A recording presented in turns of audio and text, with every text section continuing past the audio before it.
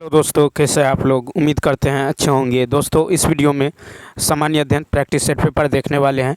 यह video BPSC tree 4.0 के लिए अत्यंत आवश्यक है, तो आप लोग लास्ट तक जरूर बने रहिएगा। तो चलिए शुरू करते हैं। क्वेश्चन नंबर 39 से कहता निम्नलिखित में से कौन सी ग्रंथि इंसुलिन हार्मोन का उत्पादन करती हैं। तो इसका राइट आंसर होगा 3 अग्नाशय। तो देखिए अग्नाशय द्वारा जो है स्रावित सबसे महत्वपूर्ण हार्मोन इंसुलिन है। इंसुलिन जो है बीटा कोशिकाओं द्वारा लैंगरहैंस के द्वीपों में जारी किया जाता है। तो इसका जो है 3 ऑप्शन क्या होगा, राइट होगा। ठीक है, तो याद रखना है कि अग्नाशय ग्रंथि इंसुलिन हार्मोन को उत्पादन करती हैं।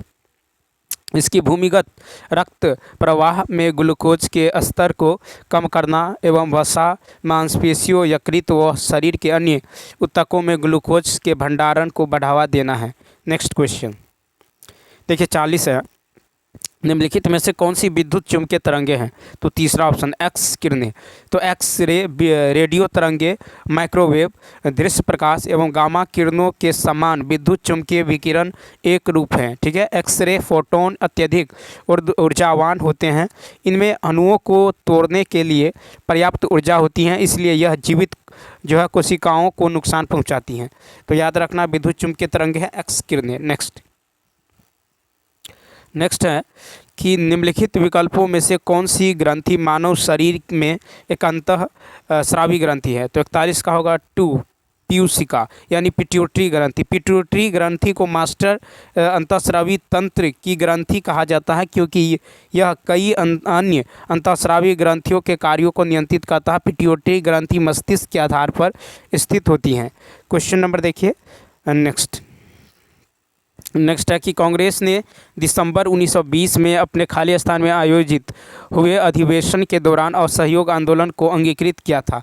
तो 42 का होगा 2 यानी नागपुर। तो 1920 में कांग्रेस के नागपुर अधिवेशन में महात्मा गांधी के नेतृत्व में असहयोग आंदोलन के लिए एक प्रस्ताव पारित किया गया। 1920 में कांग्रेस के नागपुर अधिवेशन में महात्मा गांधी के नेतृत्व में असहयोग आंदोलन के लिए एक जो है प्रस्ताव पारित किया गया। नागपुर अधिवेशन की अध्यक्षता वी राघवाचारी ने किया था। असहयोग आंदोलन पहला राष्ट्रव्यापी जो है जन आंदोलन था। असहयोग आंदोलन की शुरुआत 1 अगस्त 1920 को हुआ। ठीक है तो इसका होगा नागपुर। ठीक है नेक्स्ट देखिए नेक्स्ट है निम्नलिखित में से कौन सी पशु प्रजाति पश्चिमी घाटों में विशेष रूप से पाई जाती हैं। तो देखिए नीलगिरी ताहर वो नीलगिरी आइबेक्स के नाम से भी जाना जाता है। इसे IUCN द्वारा लुप्तप्राय जो है जीव के रूप में सूचीबद्ध किया गया है। यह नीलगिरी पहाड़ियों एवं तमिलनाडु व केरल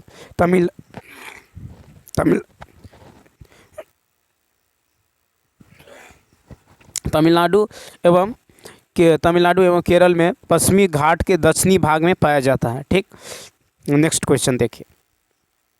नेक्स्ट है निम्नलिखित में से किस वर्ष से नई भारतीय ध्वज संहिता प्रभावी हुई है। 44 का होगा 2002। तो भारतीय ध्वज संहिता 2002 26 जनवरी 2002 से प्रभावी हुई एवं ध्वज संहिता भारत पहले अस्तित्व में था। नेक्स्ट है कि चैत्र माह को पहला महीना मनाते हुए शक संवत पर आधारित राष्ट्रीय कैलेंडर को वर्ष खाली स्थान से अपनाया गया था। तो शक संवत युग ने शक संवत 78वीं ईस्वी की शुरुआत को चिन्हित किया, जो एक ऐतिहासिक हिंदू कैलेंडर था, जिसे बाद में 1957 में भारतीय राष्ट्रीय कैलेंडर के रूप में प्रस्तुत किया गया। शक संवत का पहला महीना चैत्र है, जो 22 मार्च से शुरू होता है, लेकिन लीप वर्ष के दौरान यह 21 मार्च को होता है। तो इसका होगा तीसरा ऑप्शन 1957। चैत्र माह को पहला महीना मानते हुए शक संवत पर आधारित राष्ट्रीय कैलेंडर को वर्ष 1957 से मान्यता अपनाया गया। नेक्स्ट, अकबर के विचार सुलह ई कुल का आशय क्या था। तो देखिए 46 का होगा फर्स्ट सार्वभौमिक शांति। अकबर महान ने सुलह कुल का विचार प्रस्तुत किया, जिसका अर्थ सार्वभौमिक शांति था। सुलह ए कुल का विचार सहिष्णुता के विचार पर आधारित था, जो अकबर के क्षेत्र में विभिन्न धर्मों के लोगों के बीच भेदभाव नहीं करता था। यह नैतिकता, ईमानदारी, न्याय, शांति की व्यवस्था पर केंद्रित था। नेक्स्ट क्वेश्चन देखिए नेक्स्ट है कि निम्नलिखित में से जो है कौन सा विकल्प जो है असहयोग आंदोलन से संबंधित नहीं है। तो 47 का राइट आंसर होगा फर्स्ट, नमक मार्च। तो देखिए दांडी मार्च, जिसे नमक मार्च एवं दांडी सत्याग्रह के रूप में भी जाना जाता है, महात्मा गांधी के नेतृत्व में अहिंसक सविनय अवज्ञा एक कार्य था। मार्च 12 मार्च 1930 से 6 अप्रैल 1930 तक ब्रिटिश नमक एकाधिकार के खिलाफ एक कर प्रतिरोध एवं अहिंसक विरोध के प्रत्यक्ष कार्रवाई अभियान के रूप में चलाया। ठीक है, तो कहता है कौन सा विकल्प असहयोग आंदोलन से संबंधित नहीं है, नमक मार्च। नेक्स्ट, भारतीय संविधान के निम्नलिखित में से किस अनुच्छेद का भाग जो है 20 संविधान और उसकी प्रक्रियाओं में संशोधन करने के लिए संसद की शक्तियों को संबंधित करता है। 48 का होगा तीसरा, अनुच्छेद 368। संविधान के भाग 20 में अनुच्छेद 368 संविधान में संशोधन करने हेतु संसद की शक्तियों से संबंधित है और उपरोक्त प्रावधान में कहा गया है कि संसद अपनी संवैधानिक शक्ति में इस उद्देश्य के लिए निर्धारक प्रक्रिया के अनुसार संविधान के किसी भी प्रावधान में बदलाव या निरसन के माध्यम से संशोधन करती है। संविधान संशोधन की विचारधारा दक्षिण अफ्रीका से लिया गया है। नेक्स्ट, कहता है कि भारत का निम्नलिखित में से कौन सा राज्य वेनेडियम का प्रमुख उत्पादक बन गया है। तो 3, अरुणाचल प्रदेश। अरुणाचल प्रदेश वेनेडियम का भारत में सर्वाधिक उत्पादन करने वाला राज्य है। यह एक उच्च मूल्य वाली धातु है जिसका उपयोग स्टील और टाइटेनियम को मजबूत बनाने में किया जाता है। विश्व में सर्वाधिक वेनेडियम का उत्पादन चीन में होता है। इस सूची में द्वितीय एवं तृतीय स्थान पर क्रमशः दक्षिण अफ्रीका एवं रूस है। नेक्स्ट, निम्नलिखित विकल्पों में से कौन सा आकाश में एक तारामंडल नहीं है। तो 50 का होगा 2, लुब्धक। तो देखिए सिरियस, जिसे अल्फ़ा कैनिस मेजोरिस भी कहा जाता है, रात के आकाश का सबसे चमकीला तारा है। यह कैनिस मेजर नक्षत्र में एक द्विआधारी तारा है। ठीक है, द्विआधारी तारा है, तो इसका राइट आंसर हो जाएगा लुब्धक। ठीक है, सीरियस, लुब्धक। ठीक है, जिसे सीरियस कहते हैं। नेक्स्ट, 51 है कि भारत में सती प्रथा का उन्मूलन सबसे बड़े सामाजिक सुधारों में से एक था और यह गवर्नर जनरल खाली स्थान द्वारा किया गया था। 51 का होगा तीसरा ऑप्शन, यानी लॉर्ड विलियम बेंटिक। बंगाल सती नियम, जिसने ब्रिटिश भारत के सभी न्यायालयों में सती प्रथा पर प्रतिबंध लगा दिया था, 4 दिसंबर 1829 को धारा 17 को तत्कालीन governor general Lord William Bentinck द्वारा पारित किया गया था। राजा राम मोहन राय के योगदान से सती प्रथा पर प्रतिबंध लगा।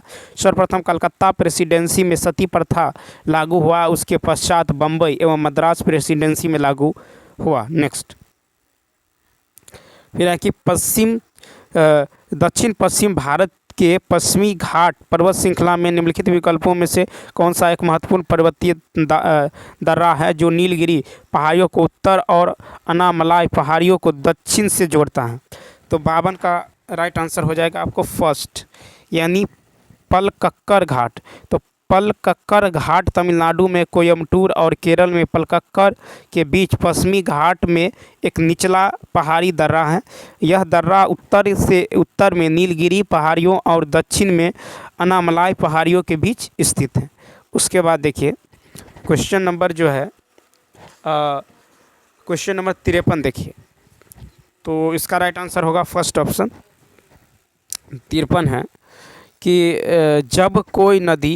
जब कोई नदी मैदानों में प्रवेश करती है जहां इसके मोर और बिचलर विस्तृत मोर बनते हैं तो उसे क्या कहते हैं।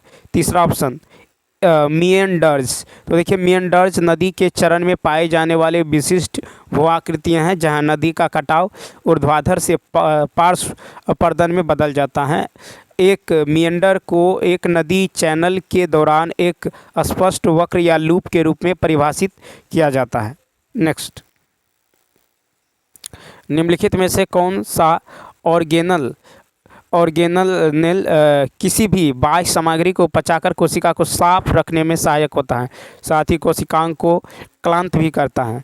तो 54 का होगा तीसरा ऑप्शन। देखिए तीसरा ऑप्शन यह होगा लाइसोसोम। तो देखिए झिल्ली से घिरी कोशिका में थैली जैसी संरचनाओं को लाइसोसोम कहा जाता है। वे बाहरी पदार्थों से जैसे बैक्टीरिया, खाद्य पदार्थ के कोशिका में प्रवेश या घिरे पिटे सेल ऑर्गेनल को छोटे छोटे टुकड़ों में पचाकर और तोड़कर कोशिकाओं को साफ रखते हैं। लाइसोसोम को आत्महत्या की थैली भी कहा जाता है। नेक्स्ट है कि भारतीय संविधान का निम्नलिखित में से कौन सा अनुच्छेद अभिव्यक्ति की स्वतंत्रता के संबंध में कुछ अधिकारों के संरक्षण की गारंटी देता है? तो तीसरा अनुच्छेद 19। भारतीय संविधान के अनुच्छेद 19 में 6 स्वतंत्रताओं का उल्लेख है जो भारत के नागरिकों को उपलब्ध हैं। पहला तो भाषण और अभिव्यक्ति की स्वतंत्रता, दूसरा है शांति से और बिना हथियारों के इकट्ठा होने की स्वतंत्रता, तीसरा है एसोसिएशन और यूनियन बनाने की स्वतंत्रता, चौथा है स्वतंत्र भारत के पूरे विश्व में स्वतंत्र रूप से घूमने की स्वतंत्रता, पांचवा है आपको भारत के किसी भी हिस्से में रहने और बसने की स्वतंत्रता, छठा है किसी भी पैसे का अभ्यास करने या किसी भी व्यापार या व्यवसाय को करने की स्वतंत्रता। नेक्स्ट देखिए 56 है कि सड़क किनारे छोटा मोटा काम धंधा करने वाले लोगों के लिए आवास और शहरी मामलों के मंत्रालय द्वारा प्रधानमंत्री स्वनिधि योजना जो है किस लिए शुरू की गई है? तो 56 का होगा आपको तीसरा ऑप्शन, यानी ताकि कोविड-19 लॉकडाउन के कारण अत्यधिक प्रभावित रेहड़ी पटरी वाले अपनी आजीविका गतिविधियों को फिर से शुरू कर सके। पीएम स्वनिधि का अर्थ प्रधानमंत्री स्ट्रीट वेंडर की आत्मनिर्भर निधि है। यह जून 2020 में शुरू की गई एक केंद्र प्रायोजित योजना है। इसका उद्देश्य कोविड-19 महामारी के कारण प्रभावित रेहड़ी पटरी वालों को माइक्रो क्रेडिट सुविधा प्रदान करना है। नेक्स्ट है निम्नलिखित में से कौन सा विश्व का सबसे बड़ा ग्लेशियर है? तो देखिए इसका राइट आंसर होगा दूसरा, लैम्बर्ट फिशर ग्लेशियर। तो देखिए लैम्बर्ट जो ग्लेशियर है ये अंटार्कटिका विश्व का सबसे बड़ा ग्लेशियर है। इसे विश्व के सबसे बड़े ग्लेशियर के लिए गिनीज वर्ल्ड रिकॉर्ड में शामिल किया गया है। ठीक है, यह लैम्बर्ट जो है गैब्रेन के हिस्से में बहती है और एवं फ्राइड्स वे में महाद्वीप से बाहर निकलती है। नेक्स्ट क्वेश्चन है कि निम्नलिखित में से किस अंग की व्याधियों के निदान के लिए ईईजी यानी इलेक्ट्रोएन्सेफेलोग्राम परीक्षण किया जाता है? तो फर्स्ट ऑप्शन मस्तिष्क। तो देखिए एक ईईजी मस्तिष्क गतिविधि में परिवर्तन निर्धारित कर सकता है जो मस्तिष्क विकारों विशेष रूप से मिर्गी या अन्य मिर्गी विकार के निदान में उपयोगी हो सकता है। ब्रेन ट्यूमर्स विकारों के निदान या उपचार एवं सिर की चोट से मस्तिष्क क्षति में ईईजी सहायक होता। नेक्स्ट फिर है कि श्यामा प्रसाद मुखर्जी बंदरगाह निम्नलिखित में से किस स्थान पे है? श्यामा, तो देखिए इसका राइट आंसर होगा फर्स्ट कोलकाता बंदरगाह, जिसे आधिकारिक तौर पर श्यामा प्रसाद मुखर्जी पोर्ट ट्रस्ट पूर्व में कोलकाता पोर्ट ट्रस्ट के रूप में जाना जाता है। यह कोलकाता शहर का एकमात्र नदी किनारे स्थित एक प्रमुख बंदरगाह है। यह भारत का सबसे पुराना ऑपरेटिंग पोर्ट है। इसका निर्माण ब्रिटिश ईस्ट इंडिया कंपनी द्वारा किया गया था। नेक्स्ट निम्नलिखित में से कौन सा सिडबी का सही पूर्ण रूप है? तो सिडबी का जो सही पूर्ण रूप होता है ये होता है आपको तीसरा ऑप्शन, यानी small industries development bank of India.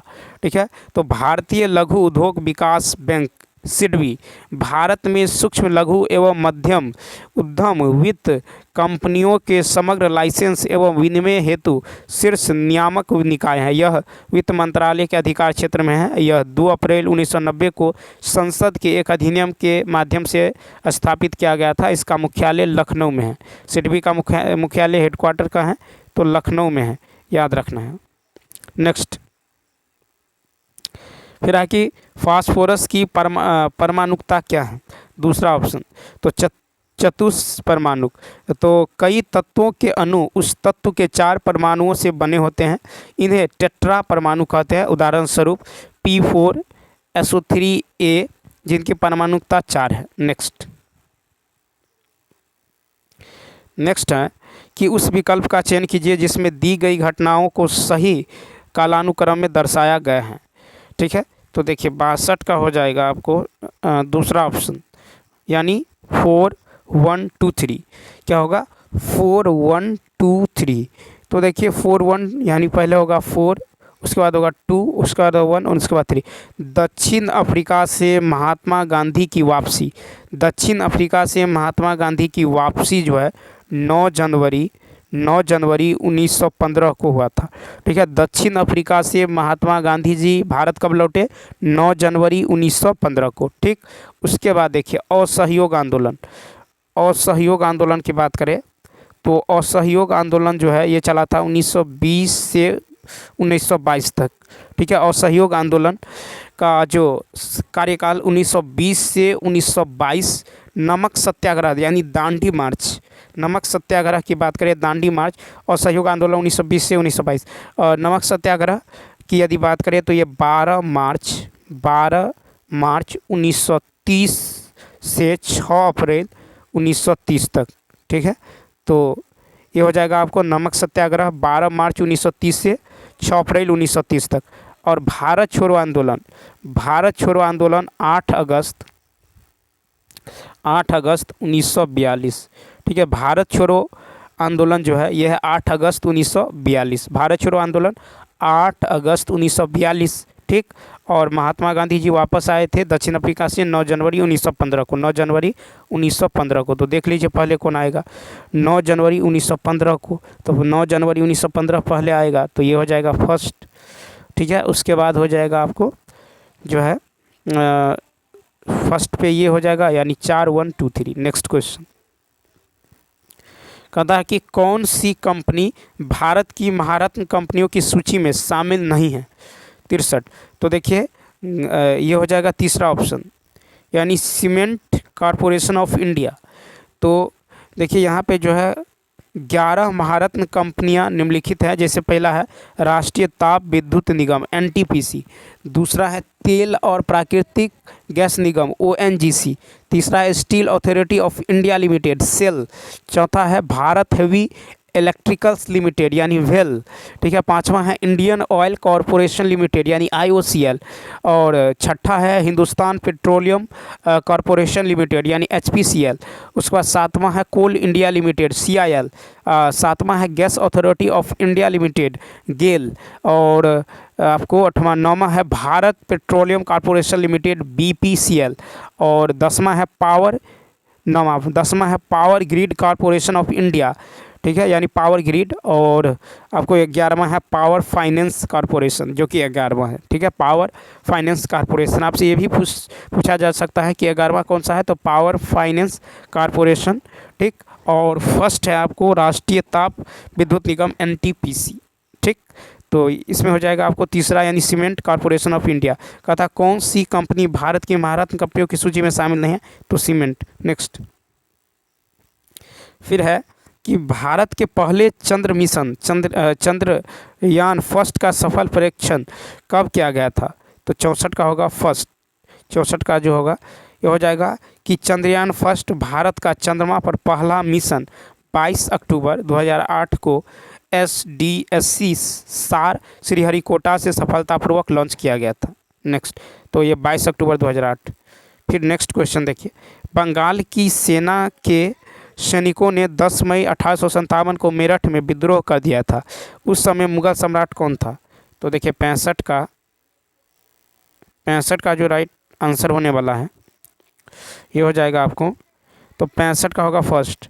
तो देखिए बहादुर शाह जफर को भारत में अंतिम मुगल सम्राट एवं 1857 के भारतीय विद्रोह में इनकी जो भूमिका के लिए जाना जाता है। विद्रोही भारत के सम्राट बहादुर शाह जफर के नाम पर लड़ रहे थे। ठीक है, नेक्स्ट फिर है कि भारत छोड़ो आंदोलन किस वर्ष में शुरू हुआ था? तो 66 का होगा 3, 66 का 3 1942।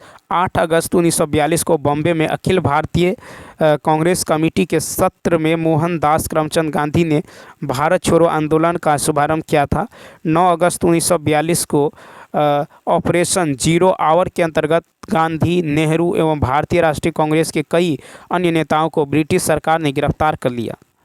नेक्स्ट फिर है कि भारत चीन युद्ध किस वर्ष में हुआ था? तो 1962। तो चीन एवं भारत के बीच अक्टूबर नवंबर 1962 में भारत चीन युद्ध हुआ था। यह एक विवादित हिमालय सीमा युद्ध का मुख्य कारण था। 1959 में तिब्बती विद्रोह के बाद जब भारत ने दलाई लामा को शरण दी थी, दोनों देशों के बीच हिंसक सीमा संघर्षों की एक श्रृंखला हुई थी। नेक्स्ट, कौन सी नदी एक ज्वार नदी मुख का निर्माण करती है? तो देखिए 68 का होगा फर्स्ट नर्मदा, पेरियार एवं ताप्ती जो है एकमात्र लंबी नदियां हैं जो पश्चिम की ओर बहती हैं एवं जो है मुहाना बनाती हैं। मुहाना जल का एक आंशिक रूप से संलग्न तटीय निकाय है जिसमें एक या एक से अधिक नदियां या धाराएं बहती हैं एवं खुले समुद्र से जुड़ी होती है। भारत की केवल पश्चिम की ओर बहने वाली नदियां मुहाना बनाती हैं। नेक्स्ट, फिर है कि श्वास नली मानव के किस अंगतंत्र का एक भाग है? तो 5 ऑप्शन होगा।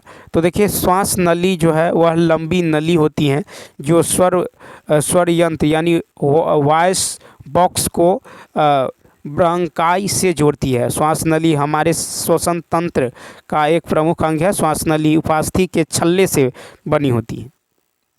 नेक्स्ट है, निम्नलिखित में से किस प्रकार का प्रकाश टेलीविज़न रिमोट से उस उपकरण का संकेत देता है जिसे वह नियंत्रित करता है? 70 का होगा 3 अवरक्त। टेलीविज़न को सिग्नल भेजने के लिए रिमोट कंट्रोल जो है अक्सर एक डायोड का उपयोग करती है जो तरंग दैर्ध्य में लगभग 940 नैनोमीटर पर प्रकाश उत्सर्जित करता है जो निकट अवरक्त प्रकाश की सीमा में आता है। कुछ डिजिटल कैमरों में निकट अवरक्त प्रकाश को अवरुद्ध करने के लिए फ़िल्टर लगे हुए होते हैं और यह स्क्रीन पर ऐसे दिखाई देता है जैसे कि एक दृश्यमान प्रकाश हो।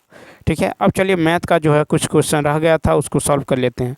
ठीक है, तो देखिए यहाँ से जो है मैथ का क्वेश्चन शुरू होता है। ठीक, क्वेश्चन नंबर 31। तो क्वेश्चन नंबर 31 है कि जो है दो संख्याओं का अंतर, ठीक है, 45 है जब बड़ी संख्या के 20%, ठीक है, को छोटी संख्या के 35% में जोड़ा जाता है। तो मान लेते हैं कि माना संख्या है x और y, x बड़ी संख्या, तो x माइनस वाई जो है कहता दो संख्याओं का अंतर है 45। ठीक है, फिर x कहता बड़ी संख्या का 20%, ठीक है, छोटी संख्या के 35% में जोड़ा जाता है। ठीक, जोड़ा जाता है तो ये 31 प्राप्त होता है। ठीक, कितना प्राप्त होता है? 31। तो यहाँ से इसको सॉल्व कीजिएगा तो ये हो जाएगा x/5 प्लस 7y/5 बराबर कितना होगा? 31। ठीक है, 31। तो ये हो जाएगा आपको इसको लिखिएगा तो 4x प्लस 7y बराबर 4x+7y बराबर होगा 620। ठीक है, समीकरण 2। अब देखिए क्या करेंगे, समीकरण 1 और समीकरण 2 को हल करेंगे तो यहाँ से x का मान निकल जाएगा आपको 85। ठीक है, x का मान 85 निकल जाएगा और y का मान 40 निकल जाएगा। ठीक, अब कहता है मूल संख्याओं का योग कर रहा है तो मूल संख्या का योग निकाल लीजिए। तो 85 और 40 जोड़ दीजिए तो क्या होगा? 8 4 12 125 होगा। 125 का है तो एक फर्स्ट ऑप्शन। नेक्स्ट, फिर है कि रमनी ने 8,000 रुपये की पूंजी से अपना व्यापार शुरू किया। विनीता 4 महीने के बाद 6,000 रुपये को पूंजी के साथ इस व्यापार से जुड़ गई। यदि व्यापार में 1 वर्ष के अंत में इतना लाभ हुआ। तो देखिए रमनी और विनीता तो कहता है कि 1 वर्ष, देखिए यहाँ पे यदि 1 वर्ष के अंत में, तो रमनी ने 8,000 रुपया लगाया 12 महीने तक। फिर है विनीता 4 महीने के बाद आया 6,000 रुपया लेके, तो 4 महीने के बाद आया तो इसका 8 महीने तक लगा रहा। ठीक है, कितना महीने तक? 8 महीने तक। इसका रेशियो निकाल लीजिए, 3 0 से 3 0 ख़त्म, 8 से 8 ख़त्म, ये हो जाएगा 2 6 दूनी 12 2:1। ठीक है, 2:1 आपको निकालना है विनीता का हिस्सा। तो विनीता का हिस्सा 1 है तो 1 टोटल कितना है? 2 1 3 गुना, और यहाँ पे टोटल कितना है? ये है 3600। ठीक है, तो ये कट जाएगा 1200 रुपया। ठीक है, तो ये हो जाएगा 1200। तो यानी ऑप्शन नंबर देखिए तीसरा। नेक्स्ट, फिर देखिए नेक्स्ट है कि 21,150 रुपये ABC के बीच बांटे जाते हैं। ए का हिस्सा B के हिस्से का 4/5 है। ए का हिस्सा, ठीक है, B के हिस्से का 4/5 है। यानी B को यदि इधर ले आए तो A/B क्या होगा, 4/5 हो जाएगा। A/B 4/5, ठीक।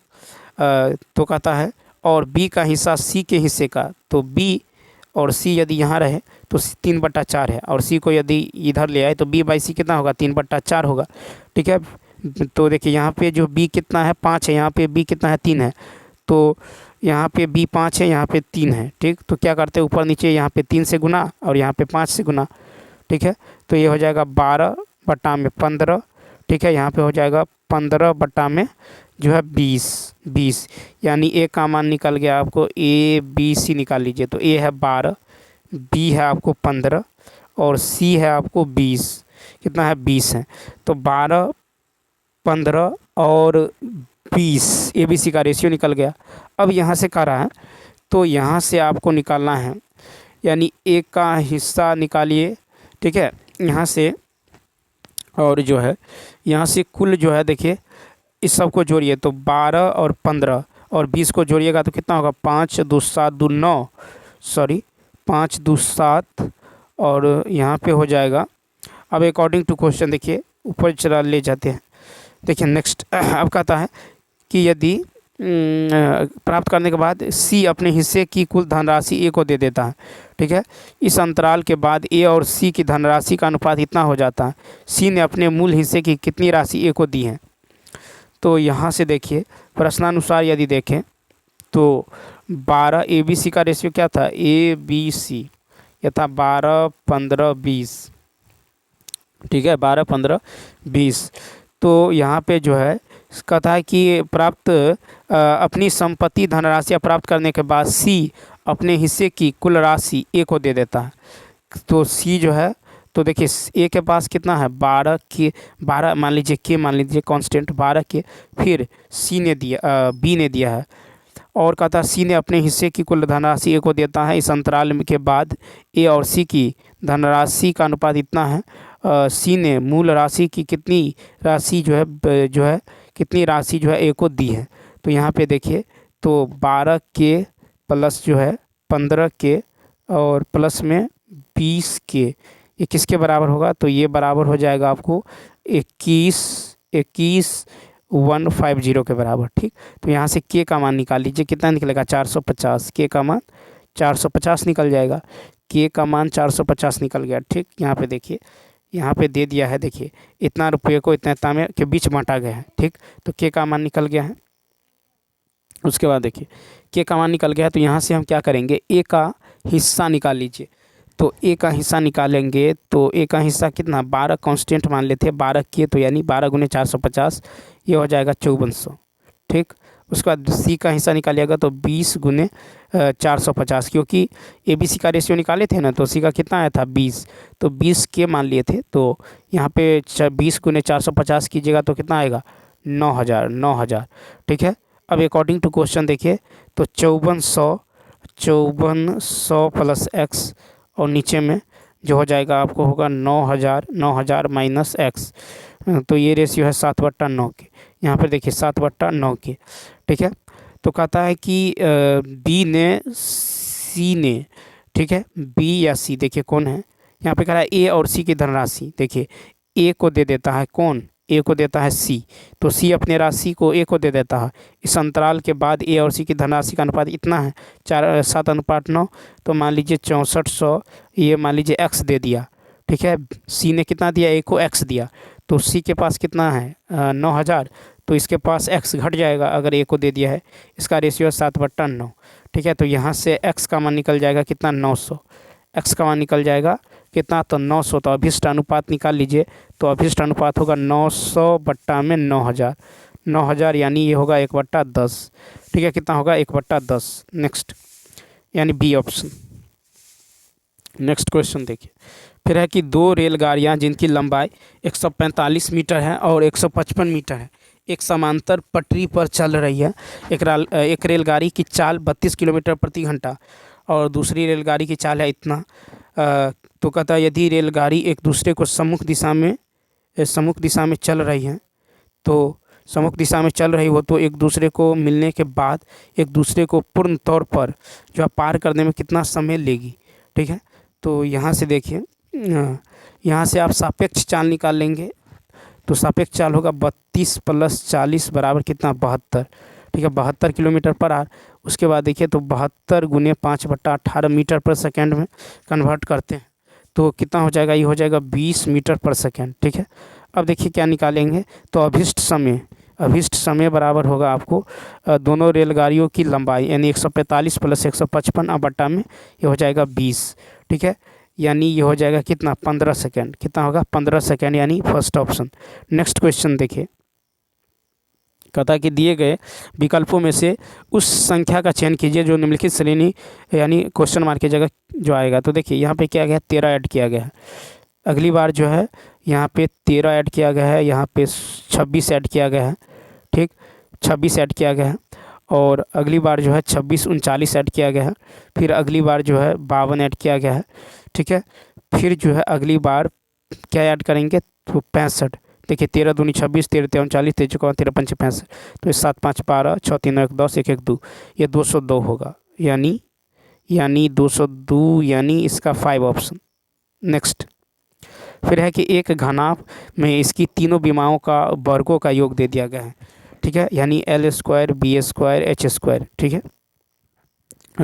ठीक है, इसके कुल पृष्ठीय क्षेत्रफल के आधे यानी 2 × LB BH HL बट्टा 2। ठीक है, इसका आधा है। ठीक, तो यहाँ से आपको निकल जाएगा कि L² जोड़ B² जोड़ H² बराबर LB BH और HL।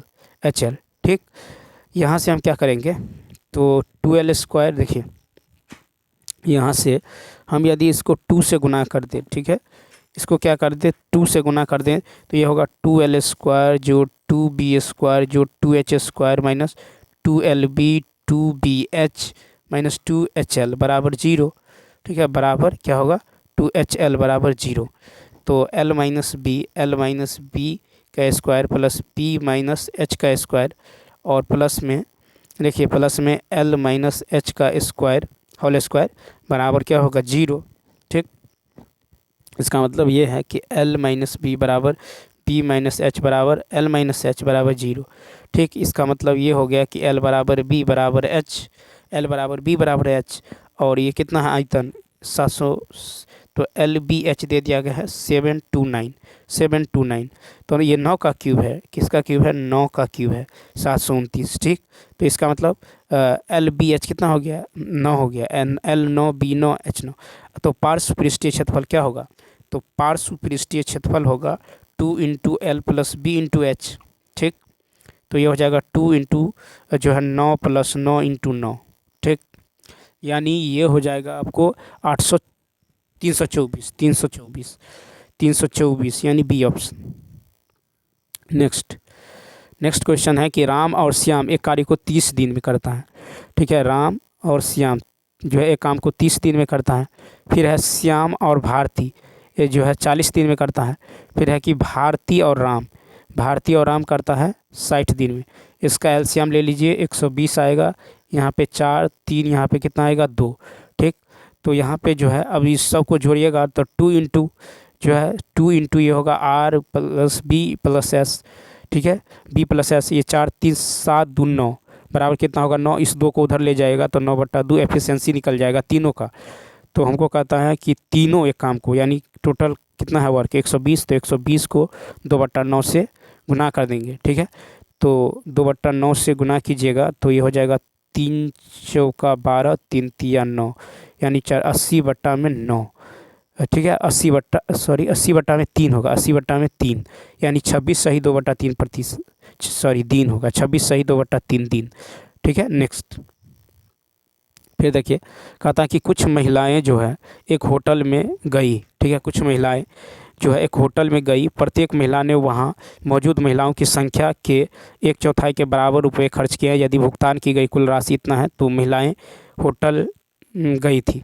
तो मान लीजिए महिलाओं की संख्या x है, तो x × x बट्टा कितना होगा 4 बराबर किसके बराबर होगा, तो 20 400 49 के बराबर, 1/4 का था, ठीक है, 1/4। तो ये हो जाएगा एक्स स्क्वायर बराबर 4 इंटू दिस, ठीक है, यानी एक्स का मान निकल जाएगा कितना, यहाँ से एक्स का मान निकल जाएगा 2 गुने 143 यानी 286। तो देखिए इसका जो राइट आंसर होगा ये होगा तीसरा ऑप्शन, क्या होगा, राइट होगा। तो चलिए दोस्तों, इस वीडियो में इतना ही। यदि यह वीडियो अच्छा लगा हो तो लाइक, शेयर और सब्सक्राइब करना न भूलें। Thanks for watching.